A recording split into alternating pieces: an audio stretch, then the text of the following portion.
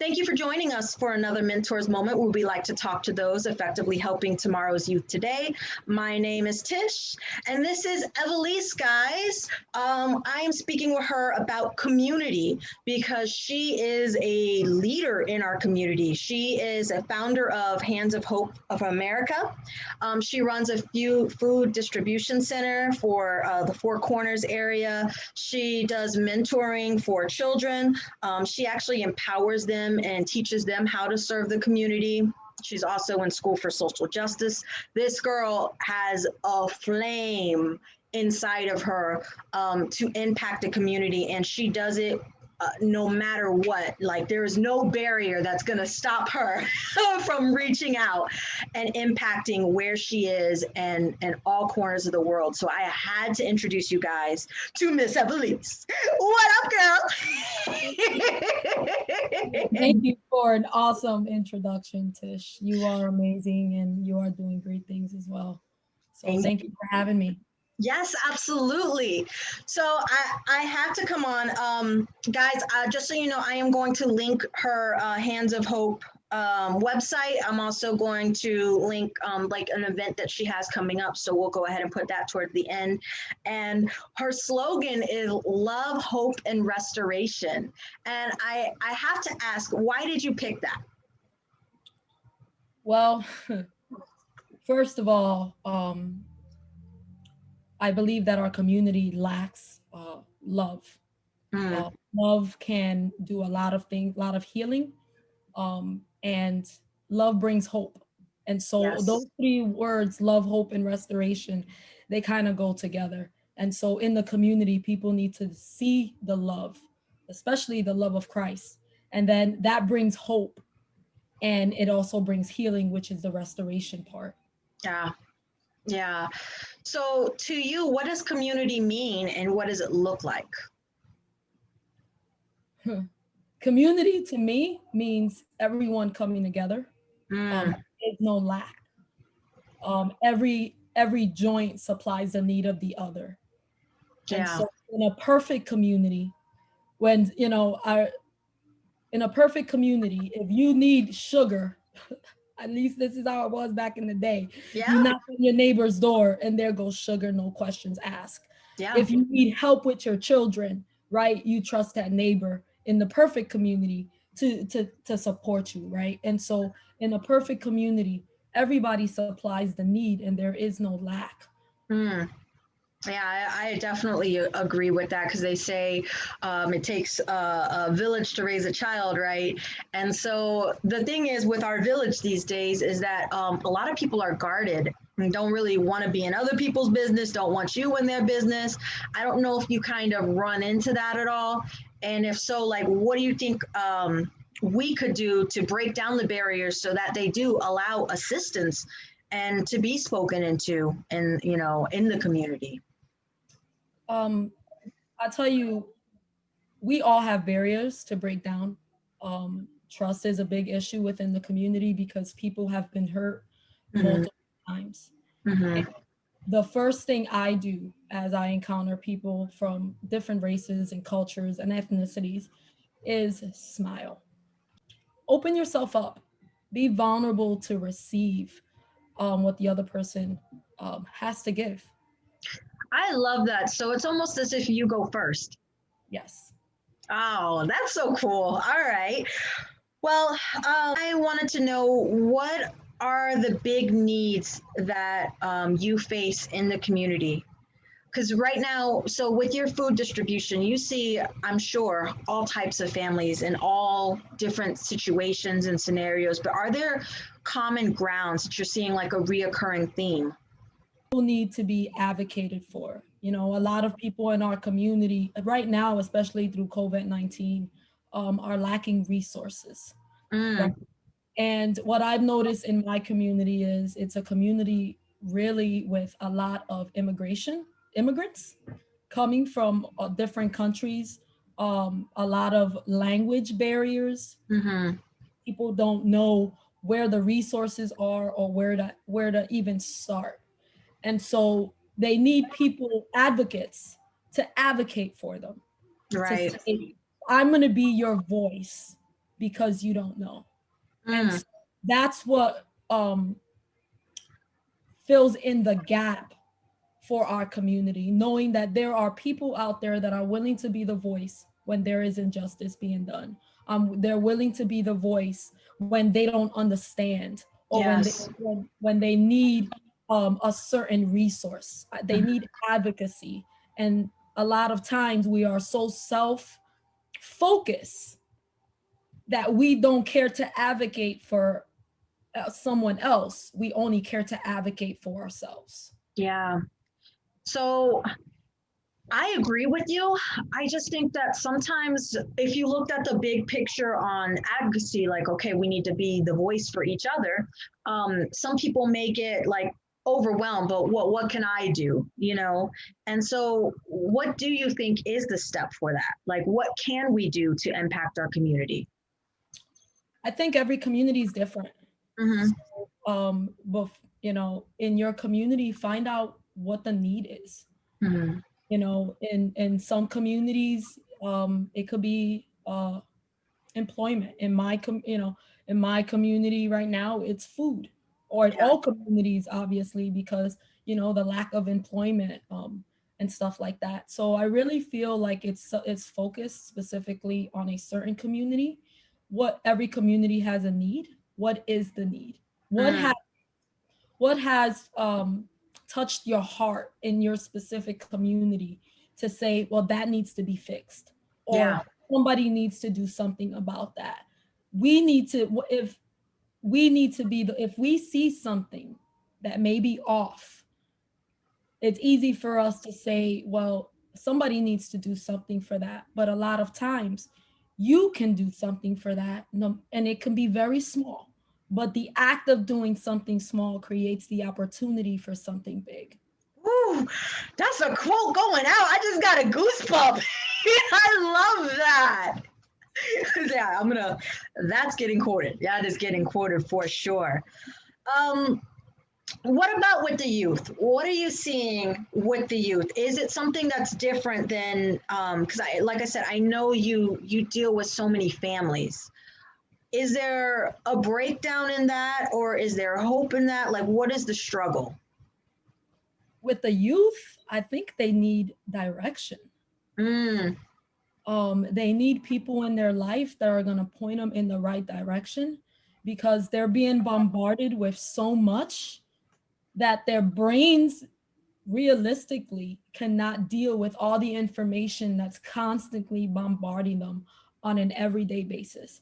And so they need mentors like you, Tish, and like I, to take away all that noise and give them simple direction, step by steps that they can actually put into practice and walk out. It doesn't have to be complicated, but something simple that they in turn can put in their own ideas and their own goals, and it creates empowerment. Yes. Well, that's the one thing I mean, there's so many things, but that is one thing I truly have respected about you, is that you've included the youth in your services, and like you're activating leadership, and you're teaching servitude toward the community. You're opening up eyes, and in my opinion, outside looking in, that there is a need, and you're giving them the okay to fill it. Amen. And the space. So is that an easy feat though? Like, is it something that you have to push, or is it something that they're actually already ready and open for? Or like, what steps can we do to encourage our youth to actually rise for the community? A lot of the youth that come to the community, I'm going to say most of them, they love to serve. And I think they come into that servitude with a different perspective. Oh, I'm just going to, give this family food, and I'm just here as a volunteer. That's their first perspective when they walk in to serve at Hands of Hope. But then when they interact with the families, I believe it widens their horizon to say, I'm not only serving, but I'm making a difference. Yeah. And so it changes something in their heart to want to do it even more. Now are some youth that don't want to serve, that it's a little bit of a burden, like they rather do something else, like play video games, right? So if I don't tell you both sides, then it'll just be a cliche. But what you do is you model. One thing with those youth that, you know, may not want to do it as much, I'm in the trenches with them. Hey, and I encourage them. You know, sometimes I don't want to do certain things, but I do it, right? And so when you create a team effort and they Yes. see you doing it with them, it encourages them. They're not alone in the matter. Right. Right. So let's see. How do you forecast your missions? Because listen, guys, to give a little bit of background, and this is I want this to be uplifting and no sense diminishing, because this is Evelisse, who is a student, a previous soldier. You know, she's at home. This is her mom, right, who is a retired parole officer. Did I get that right?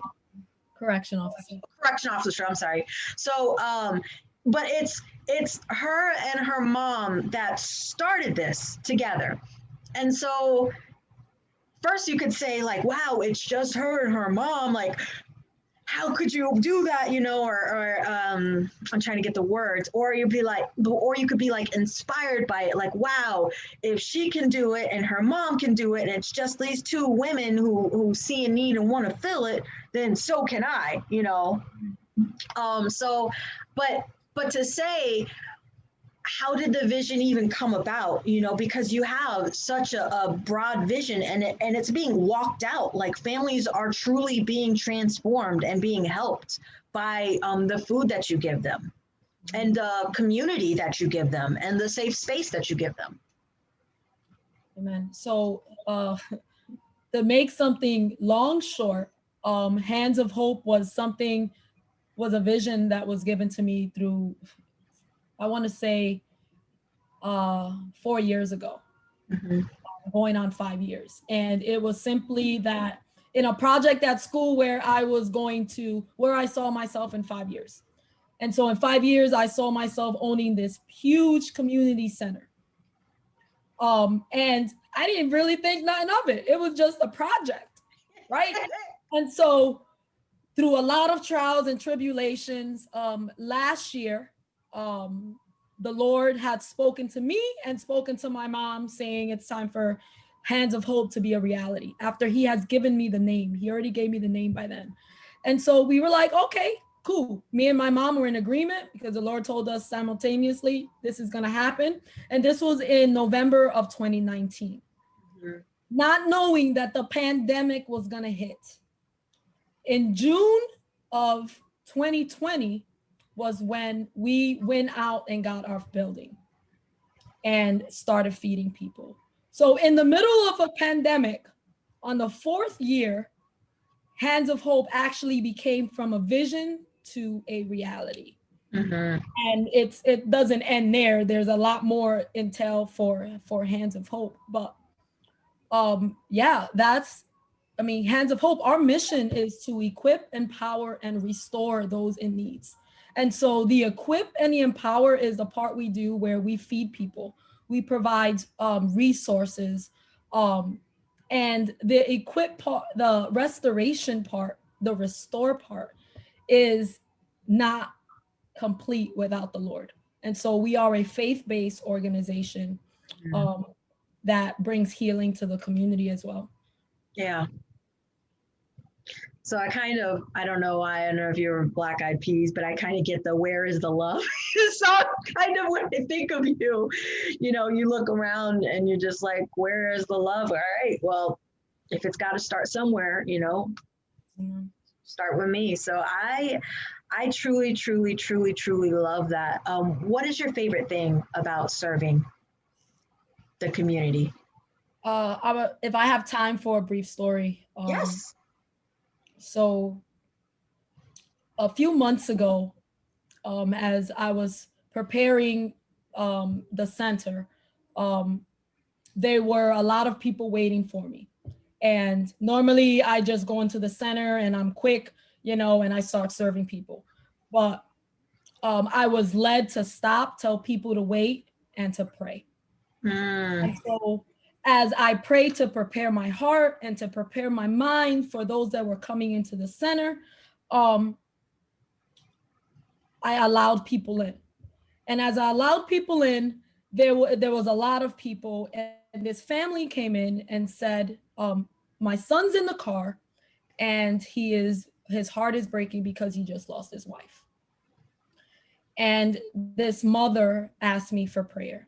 But there was a lot of people, so I told her, absolutely, I'll pray for you after everybody leaves. And so everybody was leaving, and I get ready to close the door behind me, and this woman comes in, and I go, can you just wait outside? I'm about to pray for a family. And something in me just checked my spirit. Like, nope, you're going to ask her if she wants to come in and pray with you. And so I stopped. I called this woman back, asked her if she wanted to pray with me. She said yes. She was ecstatic. And so a group of my volunteers, as well as this family and this lady that came in, we all prayed for this mother and this son who was grieving his wife. Oh, and wow. So as I was praying, right, there was a move of God happening in the midst. And so at the end of that prayer, there was a little more enlightenment in the atmosphere. But this lady was blessed by the fact that she got to join in prayer, but she got to witness something amazing, right? And so the best part of serving in Hands of Hope is being the hands and feet of the Lord, seeing the joy that people feel, that they are not lost, they are not forgotten, that there are people willing to go out of their way for them.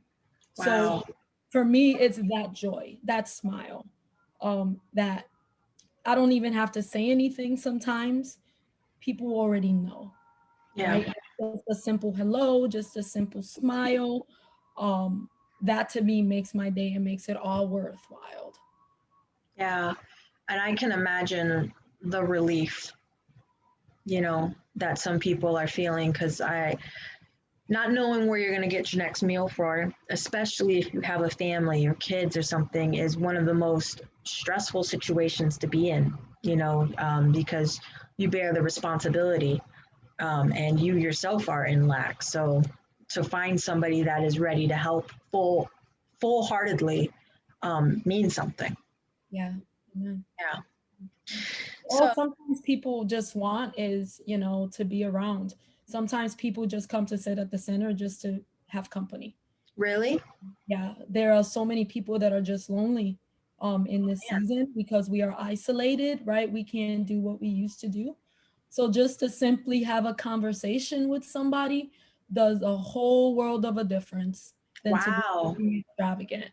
So if I was to give advice to somebody watching this video on how would it be or look like to be a servant or to have servitude, having a conversation with somebody, saying hello, how are you, how's your day, goes a world of, goes so far. Yeah.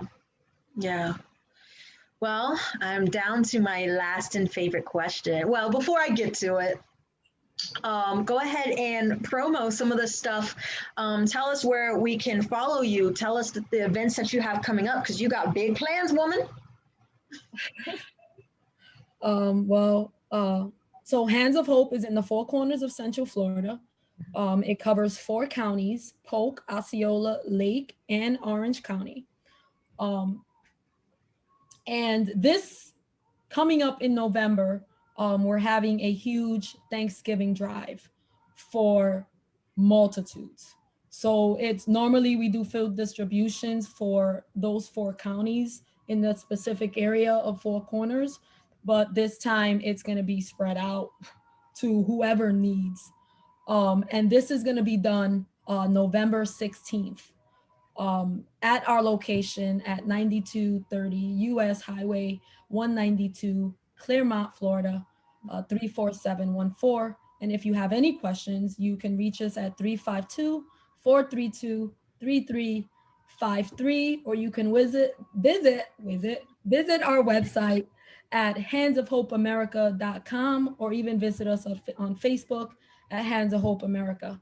And all our information is normally posted on those things. All right, you guys. So get out there with the food drive, man. If you need to participate, that's awesome. Drop off what you can. If you want to volunteer your time and you want to be part of the community that hands back to the community, clearly you will be blessed for that. You'll get something out as much as you give, you know? So I definitely encourage you. I'm going to try and get my family out there as well. So it'll be good. It'll be great, actually. Again, I'll link all that information below. So final question, Evelisse. So now this is not only with the children that you work at, but you are a tia to two amazing little kids as well, niece and nephew. So they are included in this conversation. All right, here it goes. What is the biggest lesson that a child taught you? Oh.